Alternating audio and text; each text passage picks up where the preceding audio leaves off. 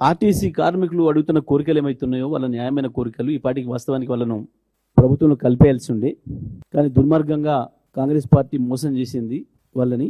వాళ్ళు కేవలం ఉచిత బస్సు ఖర్చును భరించలేక తప్పించుకోవడం కొరకు డ్రామాలు చేసి ఆర్టీసీ కార్మికుల్ని కావాలని చెప్పి సమ్మగిపోయేటట్టు నెట్టిందే ప్రభుత్వము. ఆర్టీసీని సంక్షోభంలో పడే ప్రయత్నం చేస్తున్నదే ప్రభుత్వము. ఒక పథకం ప్రకారం చేస్తుంది. గత 2.5 ఏళ్లలో 10,000 మంది రిటైర్ అయితే ఒక్కరిని కూడా ఇప్పటి వరకు నియామకాలు చేయలేదు. పాపం ఉన్న కార్మికులపైనే దారుణమైన భారణం ఇస్తున్నారు. ఒక్కరొకరు 10 గంటలు 12 గంటలు పనిచేస్తున్నారు.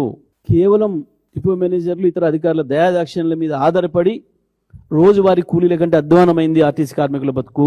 మేము డిమాండ్ చేస్తున్నాం, వెంటనే ఆర్టీసీ కార్మికుల న్యాయమైన సమస్యలు ఏదైతే ఉన్నాయో వాటిని పరిష్కారం చేయాలి. వాళ్ళని పిలిచి వెంటనే సమ్మెను నిలుపుదల చేసేటట్టు చేయాల్సిన బాధ్యత ప్రభుత్వం పైన ఉంది.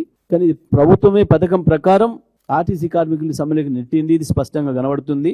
దాన్ని ప్రైవేటీకరించడం కొరకు చేసే కుట్రలో భాగంగానే ఈ రకంగా చేస్తుంది. అదేవిధంగా మా ఎలక్ట్రిసిటీ కార్మికులు కూడా ఏదైతే చేస్తున్నారో వాళ్ళు డిమాండ్ చేస్తున్న న్యాయమైన కోరికలను కూడా వెంటనే పరిష్కారం చేయాలి.